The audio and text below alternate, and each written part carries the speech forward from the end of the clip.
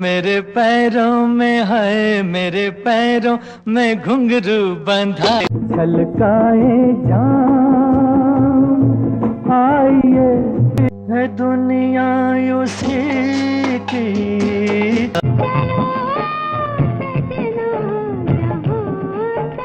हुई शाम उनका ख्याल। मैं निर्मलेंदु सुहाना सफर से। दोस्तों प्रणाम। दोस्तों आज हम फिर बात करेंगे रफ़ी साहब के बारे में, जिनकी आवाज़ की रेंज सागर की गहराई से लेकर हिमालय की ऊंचाई तक है। उनके लिए ये गीत बहुत सिंपल ही होगा।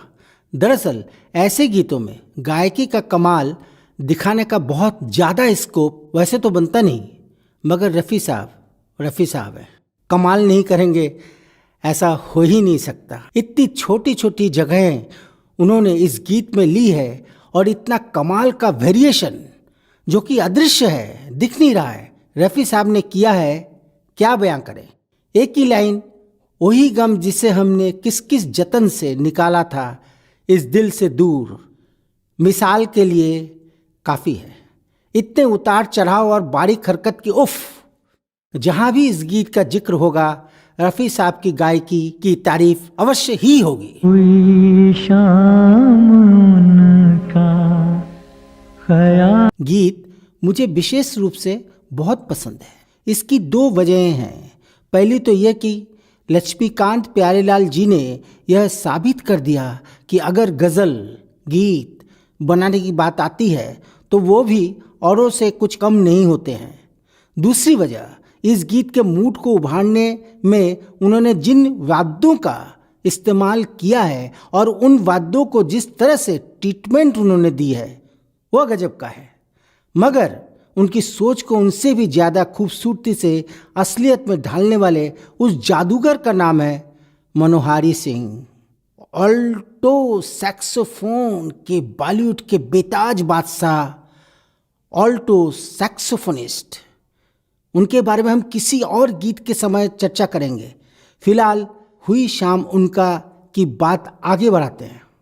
मैं ऐसा इसलिए भी कह रहा हूँ क्योंकि किसी गज़ल या गज़ल अंग के गीतों में परंपरागत सारंगी का इस्तेमाल होता था। उसके बाद पियानो ने गज़लों को संवारा। फिर मदन मोहन जी ने सितार का बड़ा सुंदर इस्तेमाल करके गज़लों को नई ऊंचाइयाँ दी। मगर लक्ष्मीकांत प्यारेलाल जी के इस गीत में Alto saxophone, voila, acoustic guitar, clarinet और पियानो जैसे पश्चिमी वाद्यों का जो अनूठा संगम हुआ है वो बेमिसाल है, लाजवाब है। और संगीतकार की क्रिएटिविटी देखिए, गाने की प्रेल्यूड और दोनों इंटरल्यूड्स में कहीं भी रिदम का इस्तेमाल नहीं हुआ है।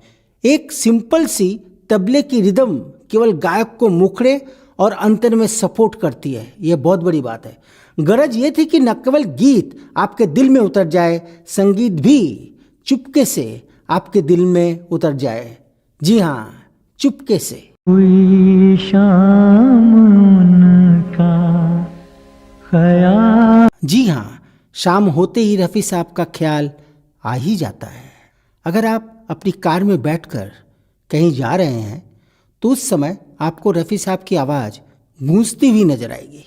उस समय एक पवित्र आवाज़ का ख्याल आपके मन में आ जाएगा।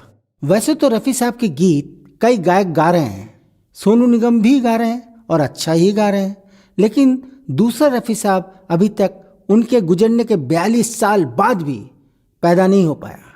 वह आवाज़ आज भी कानों में सुकून दे जाती है। राग पीलू थाट काफ़ी पर आधारित है यह गीत और ताल है दीप चंडी। वही जिंदगी का सवाल। आवाज़ में बेहतरीन मॉड्यूलेशन, कोमलता और भावनाएं। रफ़ी साहब ने इस गीत को जिस रेंज में गाया है, ताल दीपचंडी में जिस तरह से सुर के साथ छेड़छाड़ किए बिना गाया है, वह अद्भुत है। ऐसे गानों के साथ सिर्फ और सिर्फ रफ़ी साहब ही न्याय कर सकते हैं। इतने सोलो गीत पर स्वर को बांध कर रखना संभव ही नहीं है। हुई शाम उनका ख्याल। बस आंखें बंद करके सुनते ही जाएं और सुनते ही जाएं, क्योंकि बार बार सुनने के बाद भी आप बोर नहीं होंगे। बेहद ही खूबसूरत बोल के साथ धुन की बारीकियों से खेलते नजर आ रहे रफ़ी साहब। ऐसा लगता है कि खुदा की आवाज़ इस धरती पर उतर आई है। अभी तक तो होंठों पे था, इस गाने में उदासी और मधोशी दोनों दिख रही है। इस अंदाज से रफ़ी साहब ने गाया है कि लग यही रहा है कि धर्म जी ही गा रहे हैं। तबस्सुम का एक सिलसिला। इतना खूबसूरत संगीत, इतने खूबसूरत बोल और फिर रफ़ी साहब की अमृत से घुली आवाज़। इस गीत में रफ़ी साहब ने गीत के माहौल के अनुरूप इतना दर्द डाल दिया, इतना दर्द डाल दिया कि सुनते वक्त यह गीत भाव विभोर कर देता है, मंत्र मुग्ध कर देता है। बहुत शाद थे हम उनको। मरहूम रफ़ी साहब जैसा टैलेंट किसी में नहीं है। मुझे खेद है कि मेरे पास ये बताने के लिए शब्द ही नहीं है कि वह कितने अच्छे थे। इस बारे में गायिका उषा तिमोथी बताएंगी, जिन्हें रफ़ी साहब अपनी बेटी मानते थे। और रफ़ी साहब तिमोथी को कहते थे कि बाहर तुम मेरी बेटी हो, लेकिन स्टेज पर तुम गायिका हो, हम सफ़र हो, हम राज हो, एक दोस्त हो। गीत गाते वक्त ऐसा ही तुम्हें सोचना होगा। ऐसा क्यों कहते थे रफ़ी साहब? चलिए जानते हैं। औरों के साथ मैं गा नहीं पाती थी। जैसे बहुत से ऑर्गेनाइजर्स आते थे मेरे पास, पूरे वर्ल्ड से आए थे, कहने लगे कि उषा जी आप अनवर के साथ आप गाएंगे या शबीर कुमार के साथ आप गाओ, ये लोग भी रफ़ी साहब के गाने गाते। तो मैंने कहा नहीं, मैं इनके साथ नहीं गा पाऊँगी, क्योंकि जिस तरह से साहब मेरे साथ हम इतना इन्वॉल्वमेंट हमारा होता था कि साहब मुझे कहते थे बेटा स्टेज के नीचे मैं तुम्हारा अब्बा हूँ, लेकिन स्टेज के ऊपर मैं तुम्हारा हीरो। तो वो भी मुझे भी लगता था कि हाँ बिल्कुल सही बोल रहे हैं कि हमको ऐसा गाना चाहिए कि लोगों ने हम में वो स्टार्स को देखना चाहिए। जैसे मुझ में शम्मी कपूर को देखें, आपके इसमें आशा पारेख को देखें, तो इमेजिनेशन में वो लोग उनको देखना चाहिए। हम ऐसा गाएं, हमारी मतलब गायकी ऐसी होनी चाहिए। तो मुझे बहुत अच्छी लगती थी उनकी बातें। मुश्किल गीत जरूर है, लेकिन रफ़ी साहब के लिए यह मुश्किल बिल्कुल नहीं था। सिंपली गाया उन्होंने। धर्मजीत द्वारा ऑन स्क्रीन अभिनय सोने पे सुहागा, बेहतरीन गीत। यहाँ इस लाइन को उन्होंने जिस तरह से अपनी ही शैली में गाया, उसे हम यहाँ उषा तिमोथी की जुबानी सुन सकते हैं। अचानक ये क्या हो गया, हमें तो यही था गुरूर, गमे यार है हमसे दूर, अचानक ये क्या हो गया। ये साहब ने बनाई लाइन। अच्छा। वो सीधी थी, अचानक ये क्या हो गया, ये सीधी लाइन थी, अचानक ये क्या हो गया। उसमें जोर दे दिया उन्होंने। और प्यारे भाई इतने साहब ने ज़रा सा भी कुछ अच्छा बनाया ना, म्यूज़िक डायरेक्टर्स फिदा हो जाते थे। चेहरे पे रंगे मलाल, के चेहरे पे रंगे मलाल आ गया। अब समझने वाली बात तो यह है कि रंगे मलाल लाइन गाते वक्त उनकी जुबां बिल्कुल नहीं लड़खड़ाई। हालांकि ऐसे गंभीर शब्द हमेशा लिरिक्स राइटर लिखने से बचते हैं, लेकिन मजरू साहब लिखते वक्त मुरब्बत नहीं करते, किसी पर रियायत नहीं करते। ऐसा ही मजरू के बारे में प्रचलित है। उन्होंने ये शब्द रखे तो कानाफूसी शुरू हो गई, लोग आपस में बात करने लगे। लक्ष्मीकांत जी ने मजरू को टोका कि यह लाइन थोड़ा कठिन है, लेकिन पास बैठे रफ़ी साहब ने कहा कि कोशिश करते हैं, और यह कहकर उन्होंने कोशिश की और कामयाबी भी मिली। रफ़ी साहब ने जिस तरह से गीत को उभारा है, गाया है, यही हमें देखना है। चेहरे पे रंगे मलाला। मेरा तो मानना यही है कि जिसने भी इक्वलाइजर इजाद किया होगा, उसने टेक्नोलॉजी में रफ़ी साहब की आवाज़ को अक्षरशः कॉपी किया ही होगा। अन्यथा किसी भी गायक के लिए इस तरह से गाना संभव ही नहीं हो सकता। हुई शाम उनका ख्याल। मुझे यह देखकर हैरानी हुई कि किसी ने भी गीतकार मजरू सुल्तानपुरी का जिक्र तक नहीं किया, जबकि उनके लेखन में जो प्यार और एहसास है वह दूसरे गीतकारों में कमी दिखती है। निस्संदेह मजरू ने गीत में अपनी आत्मा ही डाल दी है कि हुई शाम उनका ख्याल आ गया। दरअसल इस गीत को किसी को भी परफेक्टली गाने में मुझे लगता है कि एक जन्म लग जाएगा, क्योंकि किसी भी गीत में इतना दर्द भरना छोटी मोटी बात नहीं है और यह रफ़ी साहब ही कर सकते थे।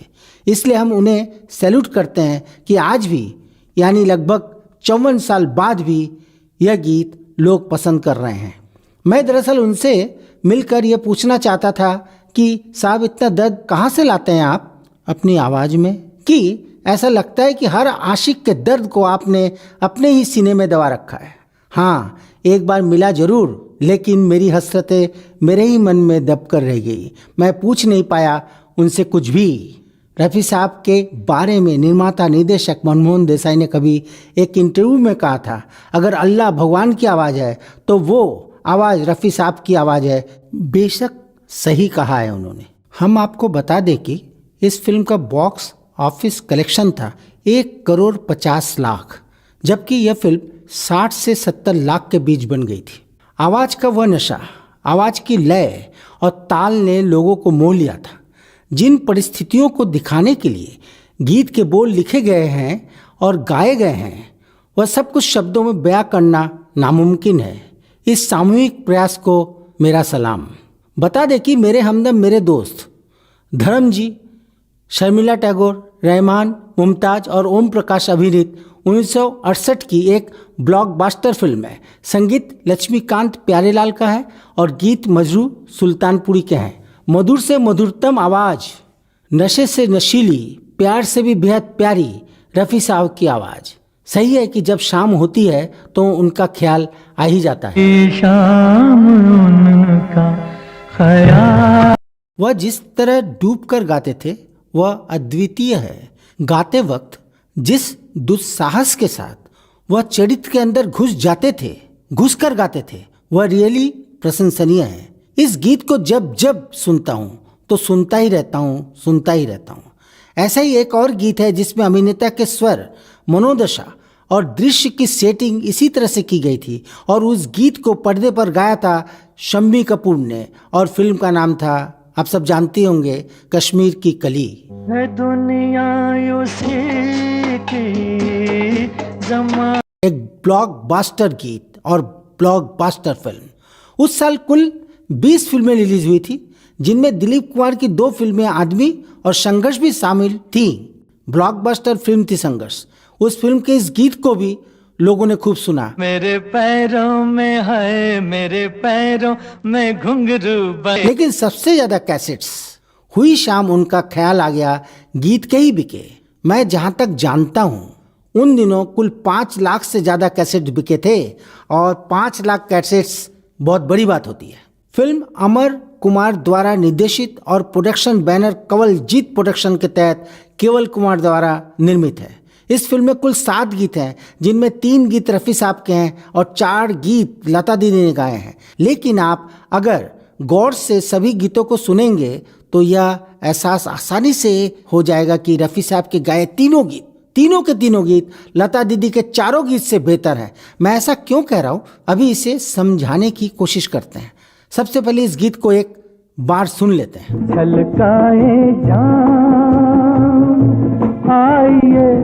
छलकाइए जाम गीत को जिस अंदाज में गाया है, लग रहा है कि रफ़ी साहब ने भी पी रखी है। ऐसा समर्पण हमने अपनी ज़िंदगी में इससे पहले कभी नहीं देखा। और दूसरा गीत एक मस्त मौला गीत है, ना जा कहीं अब न जा। तीसरा वही गीत है जिसका जिक्र हमने पहले ही कर दिया है, हुई शाम उनका ख्याल आ गया। कोई जवाब नहीं है इस गीत का। चलिए लता दीदी के 4 गीतों को भी सुन लेते हैं। पहले गीत के बोल हैं,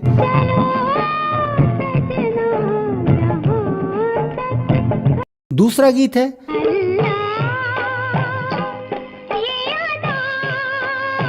इस गीत में भी वह कशिश नहीं जिसके लिए पैर अपने आप रुक जाए।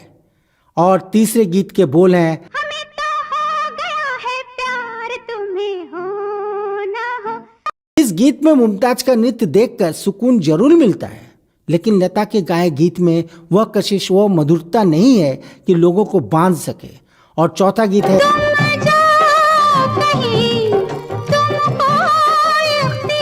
अब इस गीत के बारे में भी जानना उचित होगा। दरअसल इस गीत की वाद्य धुन इससे 2 साल पहले रिलीज हो चुकी थी। बता दें कि 1968 की फिल्म आए दिन बहार के में लक्ष्मीकांत प्यारेलाल ने बैकग्राउंड म्यूजिक के रूप में इस धुन का प्रयोग किया था। जी हाँ, बहुत कम लोगों को पता है इसके बारे में, क्योंकि लोगों के लिए यह एक पुरानी धुन थी, इसीलिए पब्लिक ने इस गीत को भी ठुकरा दिया। इसी साल यानी 1968 में धर्मेंद्र की 4 फिल्में रिलीज हुई थी। पहली फिल्म थी आंखें, दूसरी थी शिकार, तीसरी थी मेरे हमदम मेरे दोस्त और चौथी फिल्म थी इज्जत। और सच तो यह है कि इन चारों फिल्मों को लोगों ने पसंद किया था, इसके गाने भी हिट थे। रफ़ी साहब 31 जुलाई 1980 को इस दुनिया से चले गए, हमसे बिछड़ गए, या कह सकते हैं हम उनसे बिछड़ गए। उन्होंने उनका अंतिम गीत 42 साल पहले और सबसे पहले 75 साल पहले गाया था। आज भी उनका सारा गायन लोकप्रिय और कालातीत है। ऐसे कलाकार बहुत कम आते हैं, उन्हें पूरी दुनिया के लोग आज भी सम्मान के साथ याद करते हैं और युगों युगों तक याद किए जाएंगे। याद न जाए। तो आज हमारा ये प्रयास आपको कैसा लगा? अगर आपको ठीक लगा हो तो कृपया शेयर और सब्सक्राइब जरूर करें और हो सके तो कमेंट्स भी कर दें। धन्यवाद।